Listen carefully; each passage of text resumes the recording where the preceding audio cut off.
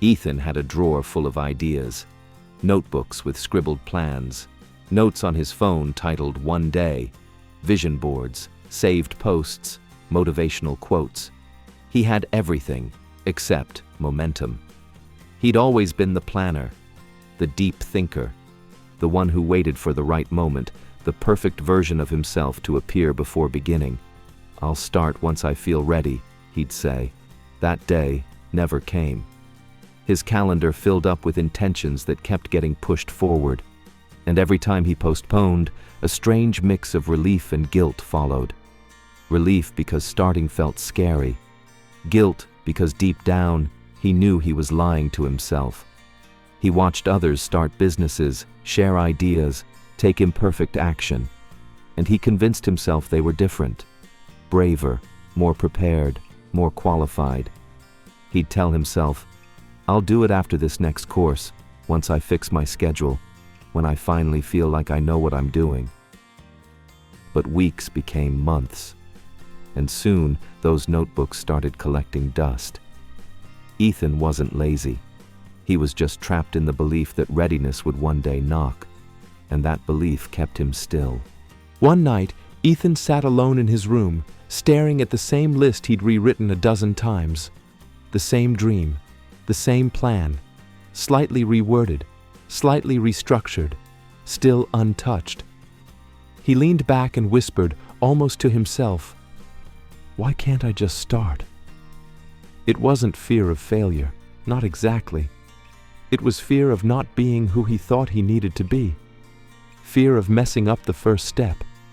Fear of being seen trying and not getting it right.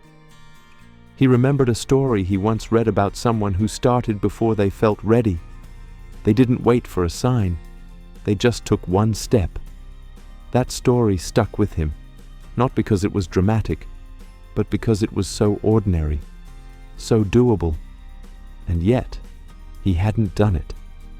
Later that night, he scrolled through his phone and found a screenshot of a quote. "Clarity comes from engagement, not thought." He stared at it longer than usual. For the first time, it didn't feel like motivation. It felt like truth, because all of his thinking hadn't brought him closer. And maybe, just maybe, doing would. The next morning, Ethan woke up with the same thoughts, but something in him had shifted. Not dramatically, not enough to overhaul his life, just enough to try something different. He told himself, just start. Today, something small, one action. He sat at his desk, no fancy setup, no grand announcement. He opened one of his dusty notebooks and picked an idea, any idea. He gave himself 15 minutes, no pressure to finish, no pressure to be perfect. He wrote a few sentences. They weren't great, but they were there. On paper, real. That night, for the first time in a long time, he didn't feel guilt or regret. He felt grounded, like maybe the secret wasn't being ready. Maybe it was being willing. The next day, he did the same thing. 15 minutes, nothing more. And slowly, that one-day idea started to shift into today action. Quiet, undramatic, but consistent. He hadn't launched anything yet. He hadn't shared it with anyone. But he had started. And that, for the first time, felt bigger than planning ever had. If this story feels like the reminder you've been needing, hit subscribe and tap the bell, because starting now always beats waiting for perfect later. Weeks passed. Ethan kept his ritual. No public posts, no grand updates, just 15 minutes a day. Some days it turned into 30, some days just 10. But he showed up. That was the win. His friends didn't notice much change. From the outside, everything looked the same. But inside, Ethan was rewriting who he thought he was. He used to believe starting meant going all in. Now, he realized it just meant going. He used to think confidence came before action. Now, he was learning that confidence grows from action. One night, he stumbled on another old voice note on his phone. A ramble from 6 months ago, full of shoulds and maybes. He listened to it, then laughed quietly. He barely recognized the version of himself who needed everything to be just right before doing anything. He didn't delete the recording. He kept it, as a reminder that clarity had never come from more planning. It had come from 15 quiet minutes a day. And now, the gap between who he wanted to be and who he actually was, it was closing, slowly, steadily, silently. Ethan didn't need motivation anymore. He had rhythm, the kind of rhythm that didn't need energy to begin, because it was no longer a choice. It had become part of him, brushing his teeth, making tea, writing. The same notebook that once symbolized delay was now half full. Messy pages, crossed out lines, ideas that made no sense beside breakthroughs that stopped him mid-sentence. It wasn't pretty, but it was real. One afternoon, while waiting for a friend, he opened his phone and glanced at his calendar. He realized something strange. There were no grand accomplishments marked, but there were no empty spaces either. He'd stopped chasing big moments, and in return, he'd found presence. That night, he reflected on a question that had haunted him for years. When will I be ready? And now, with quiet certainty, he had an answer. You don't become ready. You become someone who shows up anyway.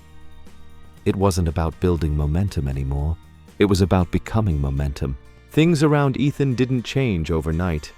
His job was still the same. His routine looked familiar. But something had shifted beneath the surface. He listened more in conversations, not because he was trying to be mindful, but because he was finally present.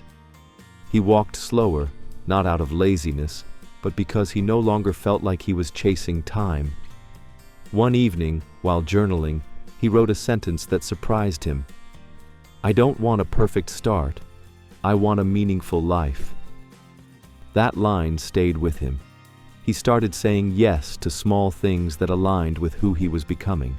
Sharing ideas, offering help, volunteering. Not to prove anything, but to stay connected with momentum. He stopped waiting for others to validate his work, stopped obsessing over results, and started honoring the effort itself. Each time he opened that notebook, it reminded him, this wasn't just about writing. It was about becoming the kind of person who didn't abandon their own voice anymore, because that was what starting had really been about. Ethan found himself talking less about what he was going to do and more about what he was doing. No more hypothetical timelines. No more promises to himself that started with, once I finally... Instead, he built days filled with quiet actions. Not dramatic, not impressive, just consistent. He started to notice how many people around him were caught in the same loop he used to live in.